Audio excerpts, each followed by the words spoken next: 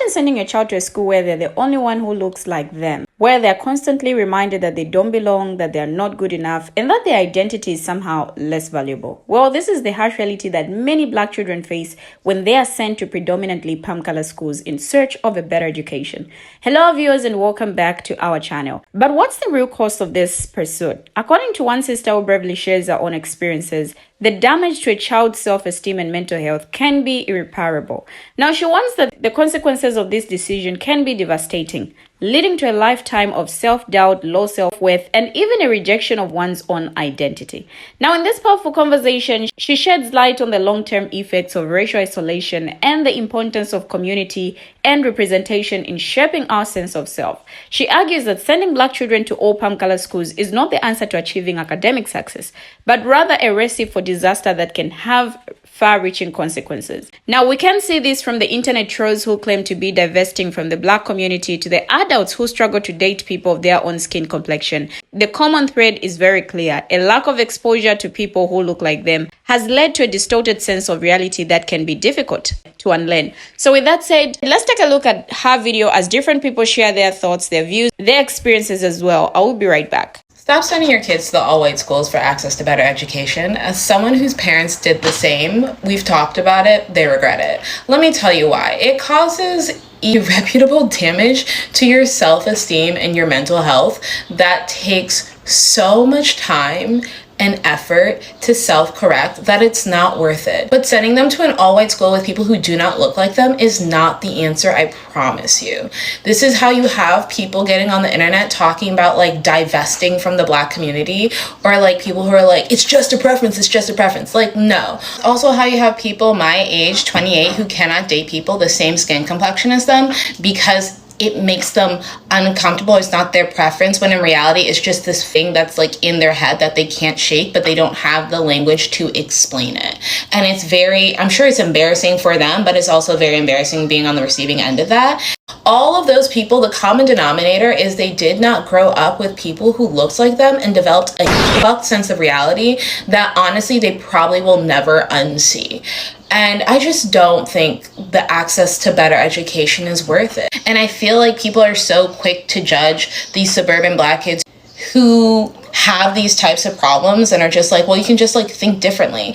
And I don't think you understand, like, when you have been fighting for your life in defense of your race since you were 10 years old, it is not like a switch that you can just like get back into and think like properly. It takes effort, and it's really fucked up, all in pursuit of a better education that honestly we all should have access to anyways, but we have a system that gives priority to wherever taxes go or whatever. I don't feel like explaining it. Send your kids to school with people who look like them and pay for the extra tutors. Put them in Kumon or something. Or yeah, maybe send them to the white school and put them in environments with people who look like them so they don't forget who they are, because the aftermath is scary. The aftermath is how you have people like freaking Candace Owens. And as someone who had to spend a majority of their early 20s unlearning all of that, I could have been doing anything else. But instead I had to unlearn racial trauma that I shouldn't have been exposed to in the first place. So general PSA, just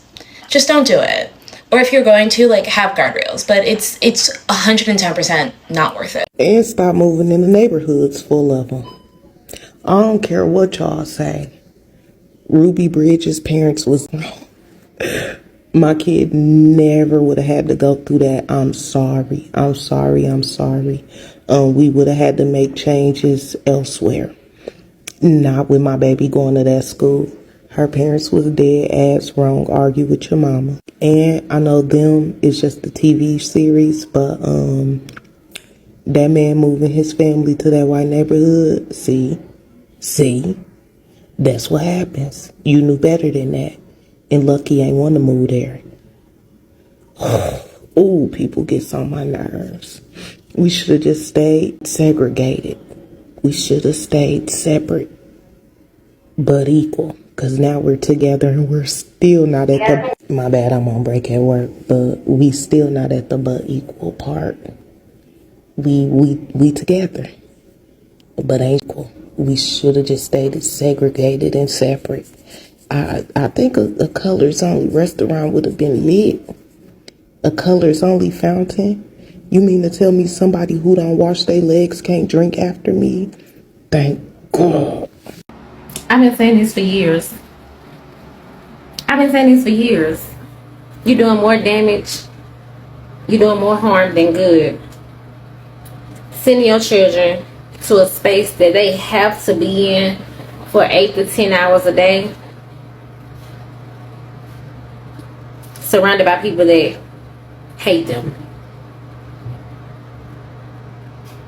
You have to realize and see the beauty in your own community. You have to realize and see the beauty in your own self. Please stop. You are damaging your child more than an all-black school ever could. I got a few comments like this under my previous video, so I want to address those. My experience at a PWI was really bad. Really bad. I'd give it a 2 out of 10, and those 2 points go to really killer education. I had amazing opportunities. I learned so much, just had so many resources. I went to one of the best public schools in New Jersey, and that is why we moved there. Now, I have some problems with the way that education, but also being palatable to white people, was such a hyper focus in my childhood and being raised. But my mom was first generation American. I grew up in like an immigrant household. And I think other people can sort of resonate with the pressures of that. My parents just wanted me to have a good education and be successful in life. So when you think about the things an immigrant and Black household has to deal with at home, add on top of that, my childhood was during the recession right after the housing market crash, and consider the fact that I just shared my story of the high level things that happened to me in grade school. Things were happening to me every day. Like, I couldn't complain about what I was going through every day in that household. Plus, around my teenage years, I definitely thought that I could solve all my problems, that I didn't need anyone to help me. I also had difficulties because my mother is not African American, so I didn't feel like we could relate what I was going through all that much. So I just took on a lot by myself. I didn't really tell anyone, but I did talk to my sisters about it a lot. We all talked to each other. I will say my dad encouraged us to fight people, which is which is what some other people were suggesting. I'm not a fighter, but my sister did once get in a scuffle. And when she got suspended, but the other kid, the white kid, didn't, my parents, of course, went in, fought the school. Like anything big and important like that, my parents were always there.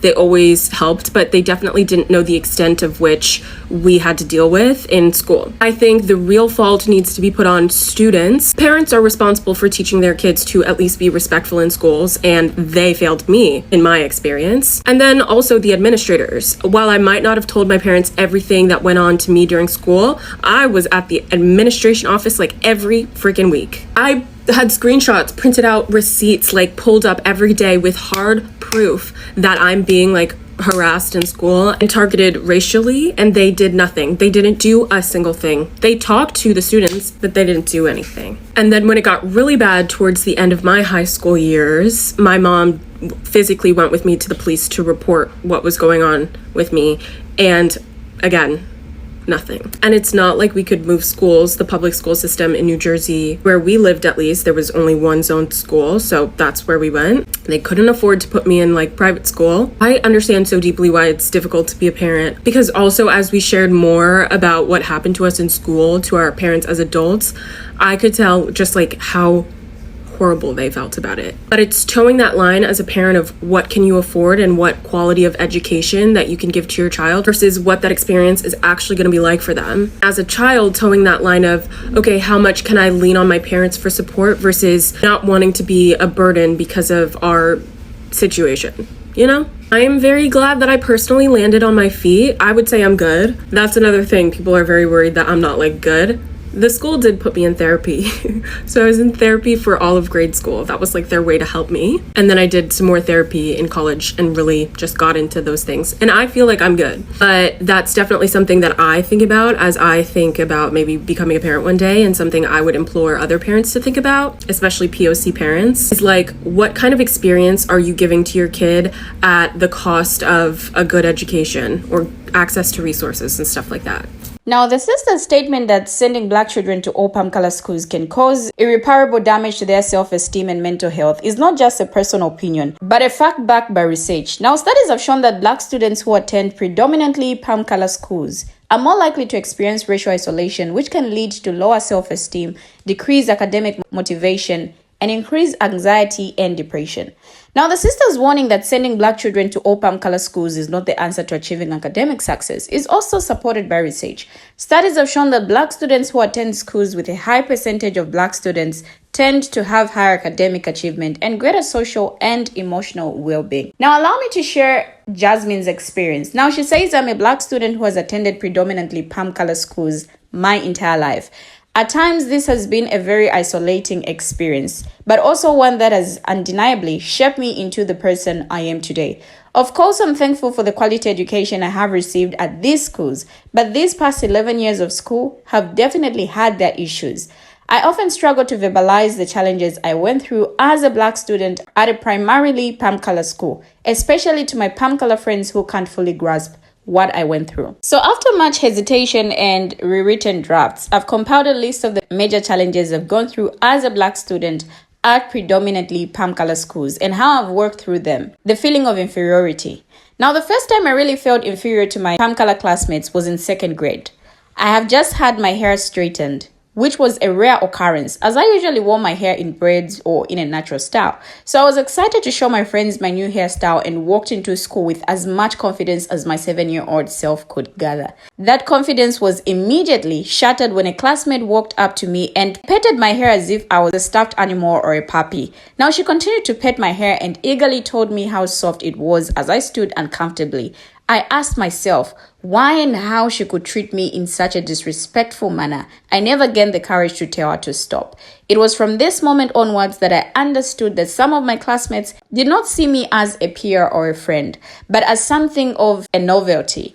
Now, this lingering feeling of inferiority continued into my middle school. As I became more aware of race and what articism was, I picked up on the cruel nature of the offhand compliments I would receive.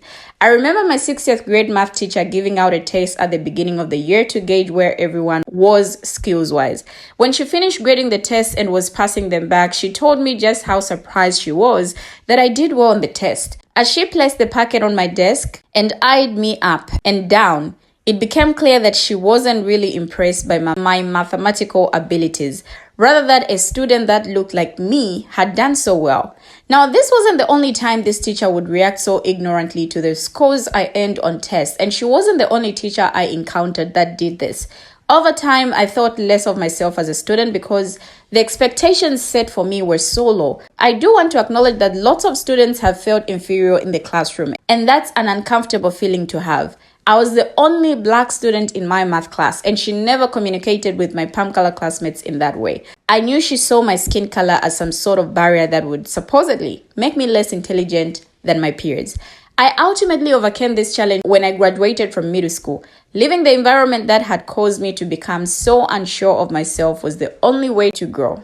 Jasmine also talked about how she had to deal with microaggressions and all eyes on her thing, which was very, very difficult for her to deal with at that time. And from her experience and other experiences that we've heard from the videos, you can clearly see that definitely what the sister is saying is the truth, that sending a Black child to an all palm color school is not a good thing because it really, really destroys Black children. We have finally come to the end of the video, but what do my viewers have to say? Share your thoughts, your views as well, your experiences if you have been sent to an all palm color school. What was your experience like? Share that in the comment section and let's have a conversation there. Thank you for always watching and see you in our next video as we bring you another interesting video.